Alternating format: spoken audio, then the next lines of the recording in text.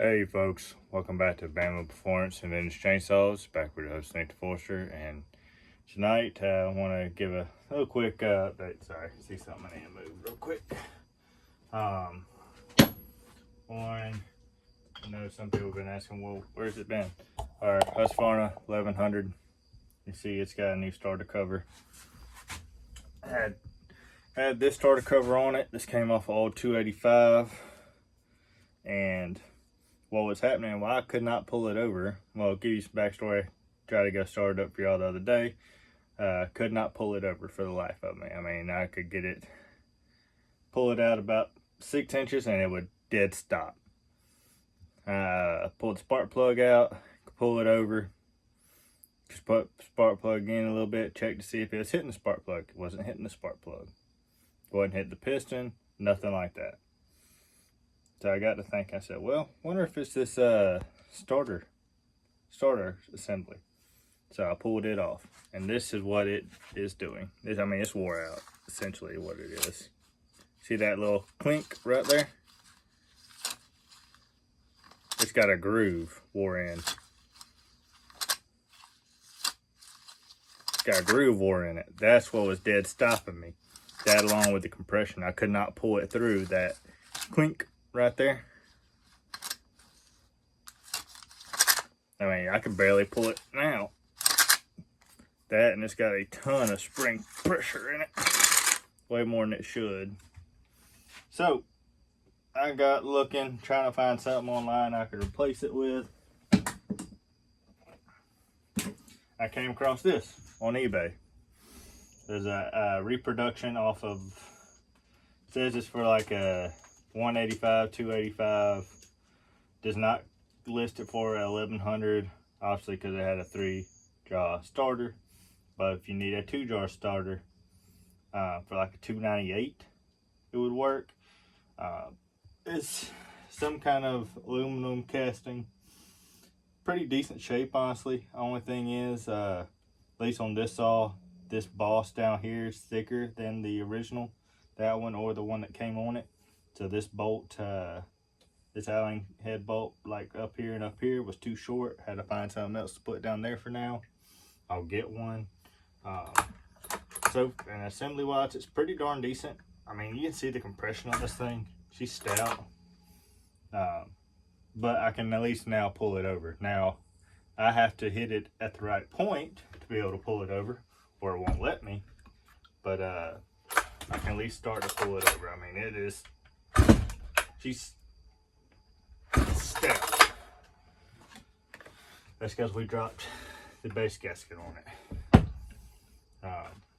But yeah, so that's an update. I can finally pull it over fully, so we should be able to start it.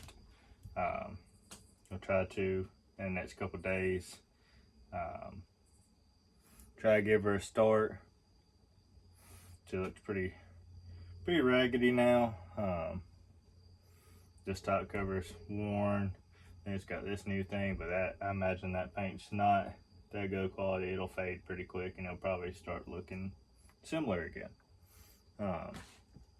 It won't take too long. But yeah, I mean, so far with the amount of compression this thing has, I don't know how long the starter rope will last. I don't know how long the plastic pulley will last. It is a plastic pulley with metal tangs.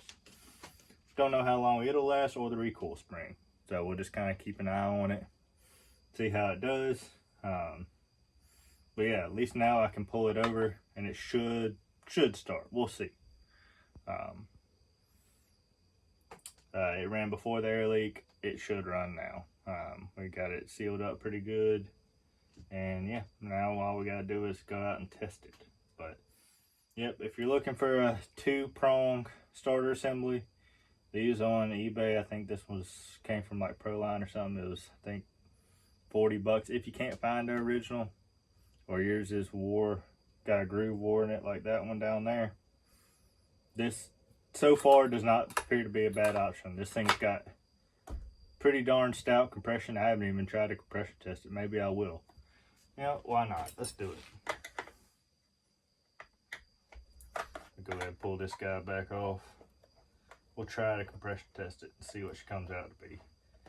This is, though it's a 1100, so it's 99 cc's. Like I said, with that other starter, I couldn't pull it over. I could get 6 to 10 inches out. Now it's it. So this is running our aftermarket coil. I'm gonna give that a try. See how it holds up. I've heard good things about them, but you never know till you try, you know. So let's pull this guy off, pull the spark plug out, and see what kind of compression she's got in her. Like I said, appears to be pretty stout,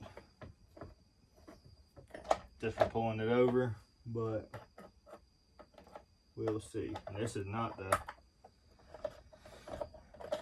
my project for tonight, but I wanted to get this one figured out. So there's our wire. Come on. There we go. Said it's not in there super tight. See, it's not hitting the top of the cylinder or nothing like that. All right, let's find my gauge. I just had it and threw it over here. Here we go. It's got a little bit of compression in it. Let's drop that out. All right. I have to set this on the ground to pull it over because I imagine it's not going to pull over nicely. So I'll be right back. That should do it.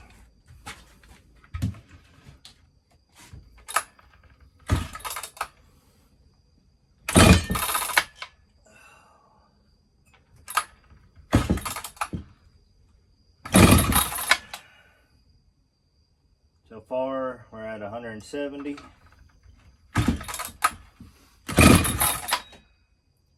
180.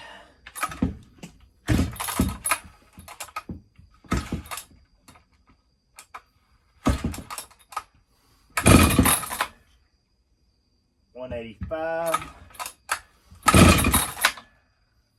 190. Yeah, about 195 without reseating the rings. So I imagine she's going to be hitting over to around 200, if not over. And she is stout. She is really, really stout to pull over. So there you go. So far, this cover seems to be decent quality. The handle, pull handle they give with is junk. I mean, it does not fit in there nicely at all. So if you wanted to, you can pull it off. I'm gonna run it for now till it breaks. But yeah, that is it. I can set this one aside for a minute and get on to what I want it to be getting on. Let's set that right there. That should fit something right there. No, just don't want it to get caught up in that flywheel.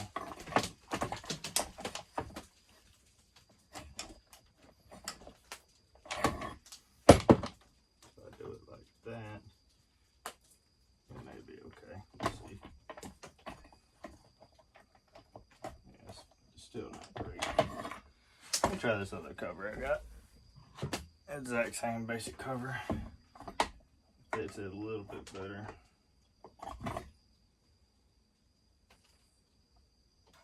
There we go. Yeah, she ain't perfect. Don't expect it to be. Completely different plug than the factory. It's bigger, but you know, it'll work.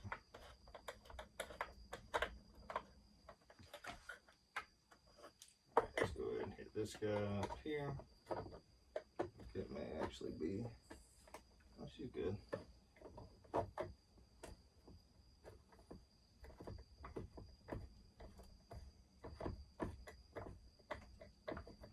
Yeah, if you're looking at potentially another cover or starter cover for like a 285 or 298 that's got a 2-jaw pulley, may not be a terrible option for you.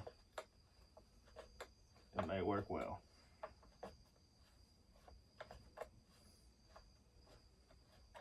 or if you're just looking for one, if you don't have one. But yeah, as far as color, it may follow color better with the like 2100s and 298s, but the older 1100s and maybe 285, it's pretty light color unless you're redoing the whole saw, but not with this one. 200 pounds at 99 cc's is pretty stout. Let me just say it. I knew it was going to be stout, but I wasn't expecting that stout. I was figuring about 180, and it's so far hitting at about 190, 192. So that's enough for this one tonight. I'm going to get into another saw I've been wanting to get into. Try to finish it up, see if we can get it back rolling, and then maybe another saw while we wait on our McCulloch block to get back from out west. Did end up getting a CP cover. It's got this little hold down for your decompression lever and a decompression lever. I already had the decompression lever, didn't have the shroud. And how it's different from like a 125 with the DSP valve. Obviously, see the DSP valve's got a hole, and then there's no, I mean, you could cut it to fit in there, but like I said, it doesn't have it in there. And they're cut a little bit different. This one's actually got more material up top. This one has less. So there's your basically differences on that. But that's all for another video. I appreciate y'all watching. If you like what you saw, please hit that like button. Want to see more, hit that subscribe button. Hope y'all know Jesus loves you, and I hope y'all have a blessed day, night, whatever it may be for you. So I'll catch y'all on the next one. Thank you.